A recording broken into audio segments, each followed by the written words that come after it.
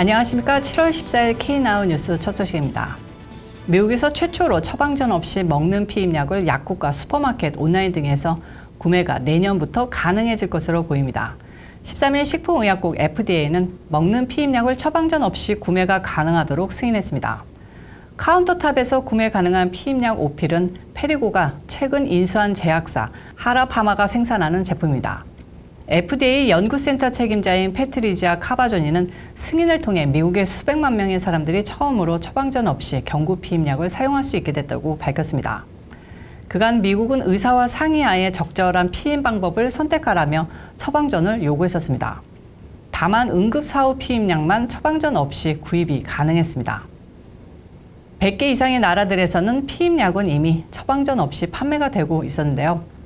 FDA에 따르면 매년 미국에서 610만 건의 임신 중 절반가량이 계획하지 않은 임신이 발생한다고 합니다.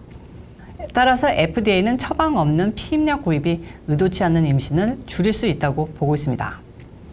특히 의료 시스템에 접근하기 힘든 성소수자, 10대들 등에게 중요한 역할을 할 수 있을 거라고 전문가는 전망하고 있습니다. 이번 결정은 지난해 7월 연방대법원이 여성의 낙태권을 인정했던 로데웨이드의 결정을 뒤집는 판결을 내려 피임약의 중요성이 더욱 커진 가운데 나왔습니다. 한편 FDA는 유방암에 걸렸거나 걸린 적이 있는 사람은 약 복용을 피하라고 경고했습니다. 켄터키주 한 농장에서 남북 전쟁 때 묻혔던 것으로 추정되는 금화가 무더기로 발견됐습니다. 발견된 금화 코인 하나의 가치가 최소 10만 달러에 달할 것이라는 분석이 나왔습니다. 올해 초 켄터키주 한 농장밭에서 700여 개의 코인이 발견되는데요. 미국에서 희귀동전을 수집하는 가장 큰 업체인 코민트사가 올린 영상을 보면 한 남자가 수백만 달러 가치가 있는 동전들을 파는 모습입니다. 고브민트 측은 보존 상태가 매우 좋아 미쳤다는 말밖에 떠오르지 않는다며 주화의 타임캡슐을 찾은 것과 마찬가지라고 흥분을 감추지 못했습니다. 동전은 대부분 1850년에서 1862년 사이 주조된 것으로 금화와 은화 등 종류가 다양합니다. 가장 많이 발견된 동전은 1달러, 10달러, 20달러짜리인데요. 희귀 동전을 수집해 판매하는 고브민트사는 이를 판매할 예정인데 화폐 보증회사 NGC에선 발견된 동전들의 진위 확인을 마친 상태입니다. 이번 동전들 가운데 희귀한 것들도 발견됐다고 합니다. 1863년 20달러짜리는 개당 가치가 최소 10만 달러, 하나로 약 1억 2천만 원으로 추정하고 있습니다. 희귀한 동전들은 최대 수십만 달러에 달할 것으로 전문가는 보고 있는데요. 전문가는 동전 무더기가 남북전쟁이 발발할 즈음에 농장 땅속에 묻힌 것으로 보인다고 밝혔습니다. 최근 몇 주 동안 버지니아는 평소보다 더 많은 지진으로 흔들리고 있으며 일부 전문가들은 더 큰 지진이 올 수 있다고 우려하고 있습니다. 페어팩스 카운티에 본부를 둔 지질조사국에 따르면 6월 중순 이후 버지니아주 서부 지역에서 6건의 지진이 감지되었습니다. 이 중 최소 3번의 지진이 주민들이 감지될 정도였다고 하는데요. 일반적으로 버지니아 전역에서 주민들이 느끼는 지진은 1년에 2~3차례에 불과합니다. 버지니아 공대의 지구물리학 교수인 마틴 체프만은 이곳에서 약한 지진이 계속 일어나고 있다며 이런 일이 연이어 발생하면 더 큰 지진의 전조일 수 있다고 설명했습니다. 규모에 따라 5.3은 보통 지진으로 규모 6.3은 강한 지진으로 간주됩니다. 최근 버지니아에서 발생한 지진은 모두 규모 2.5 내외의 작은 규모였습니다. 하지만 모든 대형 지진이 전조가 있는 것이 아니어서 체프먼 교수는 잦아지는 지진 발생에 주의를 기울여야 한다고 덧붙였습니다.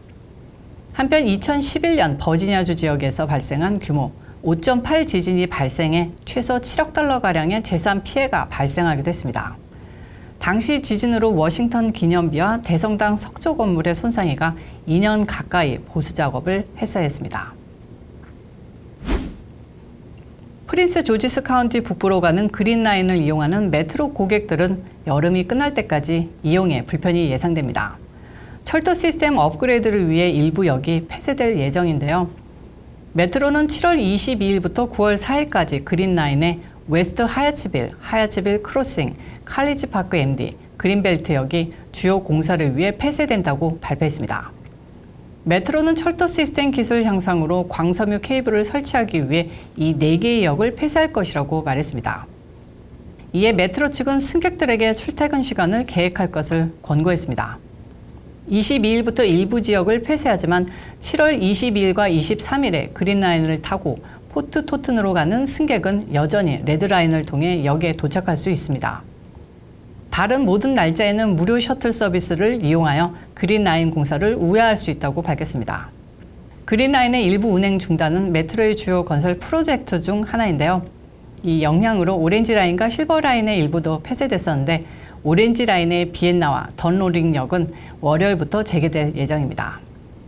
메트로는 가장 오래된 레일 중 일부를 교체하기 위해 6월 초에 볼스턴 메리마운트 대학교 서쪽의 오렌지라인역 4곳을 폐쇄했습니다.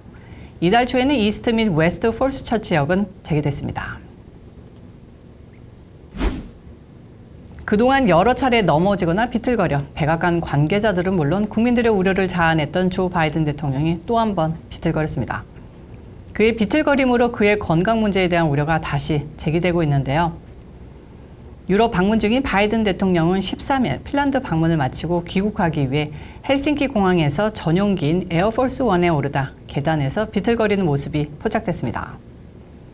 영상을 보면 바이든 대통령은 계단 중간쯤을 천천히 오르다 뭔가 헛디딘 듯 비틀거리다가 다시 계단을 올라갔는데요.